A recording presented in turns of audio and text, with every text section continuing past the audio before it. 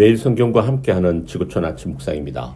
9월 26일 오늘의 말씀은 역대하 9장 13절에서 31절입니다.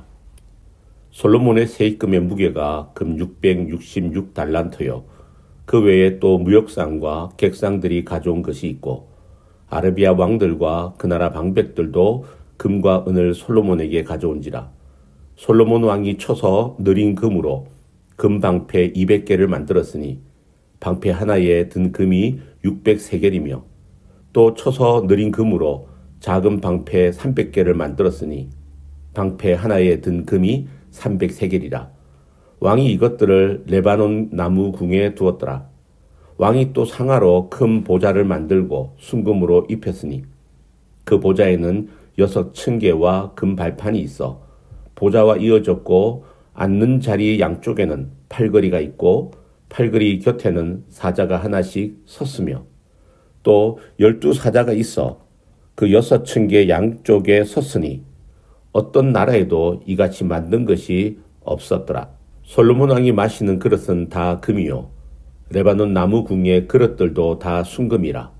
솔로몬의 시대에 은을 귀하게 여기지 아니함은 왕의 배들이 후람의 종들과 함께 다시스로 다니며 그 배들이 3년에 1차씩 다시스의 금과 은과 상아와 원숭이와 공작을 실어 옮이더라.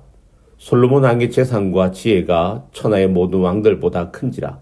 천하의 열왕이 하나님께서 솔로몬의 마음에 주신 지혜를 들으며 그의 얼굴을 보기 원하여 각기 예물을 가지고 왔으니 곧 은그릇과 금그릇과 의복과 갑옷과 향품과 말과 노새라. 해마다 정한 수가 있었더라. 솔로몬의 병거 매는 말의 외양간은 4천이요 마병은 12,000명이라.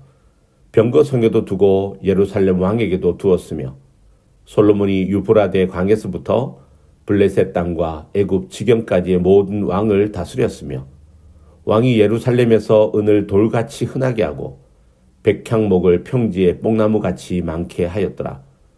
솔로몬을 위하여 애굽과 각국에서 말들을 가져왔더라. 이 외에 솔로몬의 시종 행적은 선지자 나단의 글과 실로 사람 아이야의 예언과 선견자 이도의 묵시 책, 곧 이도가 느바세 아들 여로보암에게 대하여 쓴 책에 기록되지 아니하였느냐. 솔로몬이 예루살렘에서 온 이스라엘을 다스린 지 40년이라.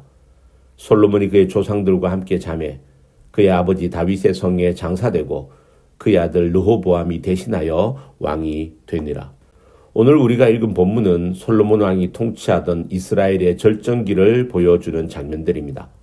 금 666달란트라는 엄청난 세입, 세계 각국에서 몰려오는 조공, 순금으로 만든 방패들과 보좌, 그리고 천하 열왕들이 그의 지혜를 듣기 위해 줄을 서는 모습이 그려져 있습니다. 하지만 이 화려한 영광의 이면에는 더 깊은 진리가 숨어 있습니다. 하나님께서 솔로몬에게 주신 이 모든 축복은 단순히 물질적 풍요를 자랑하기 위한 것이 아니었습니다. 그것은 하나님의 백성으로서 어떻게 살아야 하는지, 그리고 참된 부요가 무엇인지를 우리에게 가르치는 교훈서와 같습니다. 자, 그렇다면 솔로몬의 영광을 통해 우리가 추구해야 할 참된 가치가 무엇인지 함께 살펴보겠습니다. 첫째로는 축복의 근원은 하나님께서 주시는 지혜입니다. 22절은 이렇게 기록하고 있습니다. 솔로몬 왕의 재산과 지혜가 천하의 모든 왕들보다 큰지라. 여기서 우리가 주목해야 할 점은 솔로몬이 가진 모든 재산보다 지혜가 먼저 언급되었다는 것입니다. 솔로몬이 왕이 되었을 때는 단지 20세의 청년에 불과했습니다. 아버지 다윗이 남긴 거대한 왕국을 다스려야 하는 막중한 책임 앞에서 그는 두려움을 느꼈을 것입니다. 그런데 그가 하나님께 일천번제를 드린 후에 내가 너에게 무엇을 줄 거라고 하나님 물으실 때 솔로몬은 장수나 어떤 부귀영화를 구하지 않았습니다. 그 대신 백성들의 마음을 알고 나라를 잘 다스릴 수 있는 지혜를 달라고 구하였습니다. 하나님께서는 이런 솔로몬의 마음을 기뻐하시고 지혜와 함께 구하지 않은 부와 영광도 주시겠다고 약속하셨습니다. 그 결과가 본문에 나타난 축복입니다. 그런데 23절 이하를 보면 이렇게 증거하고 있습니다.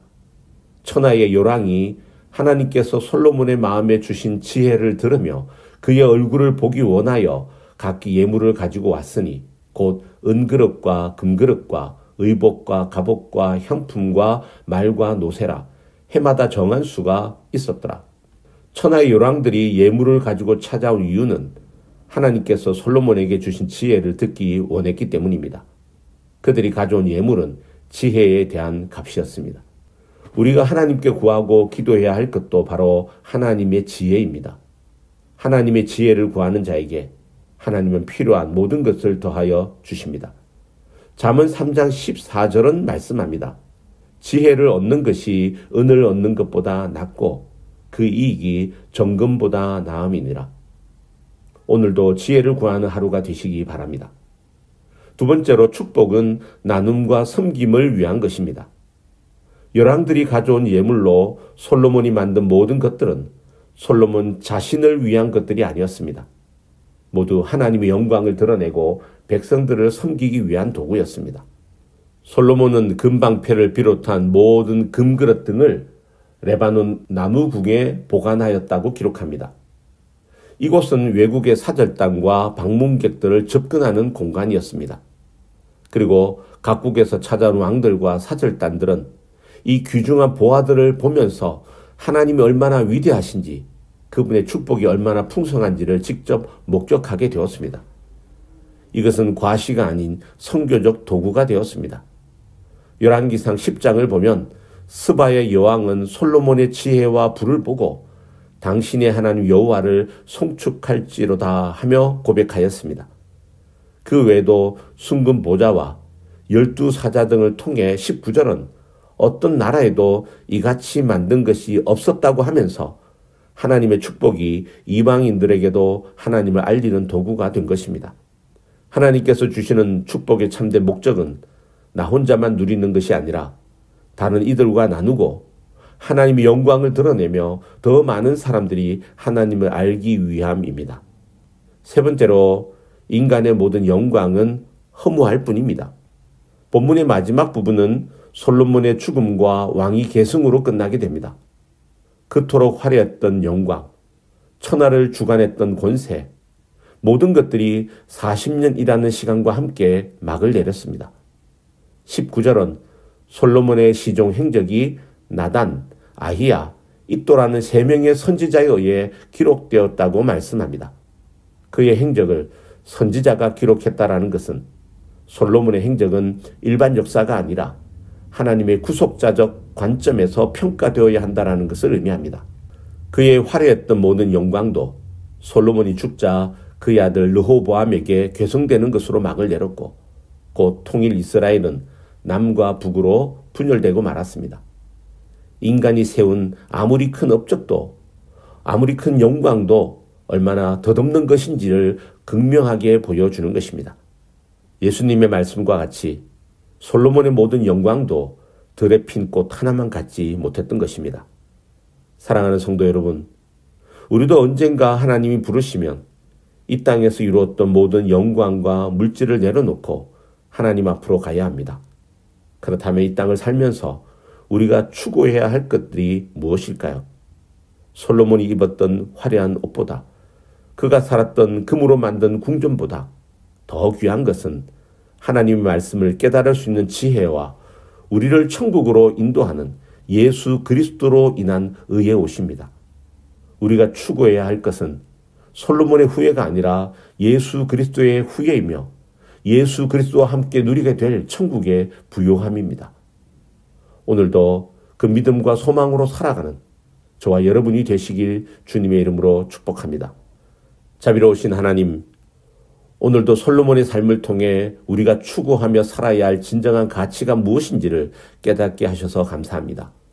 솔로몬에게 지혜를 주셨던 것처럼 우리에게도 하늘의 지혜를 허락하시고 받은 축복을 이웃과 나누며 영원한 가치를 바라보며 살아가게 하옵소서. 각자의 삶의 자리로 돌아가는 우리 모두가 솔로몬보다 더 크신 예수 그리스도 안에서 참된 부요를 누리며 주님의 영광을 드러내며 살게 하옵소서. 예수 그리스도의 이름으로 기도합니다. 아멘.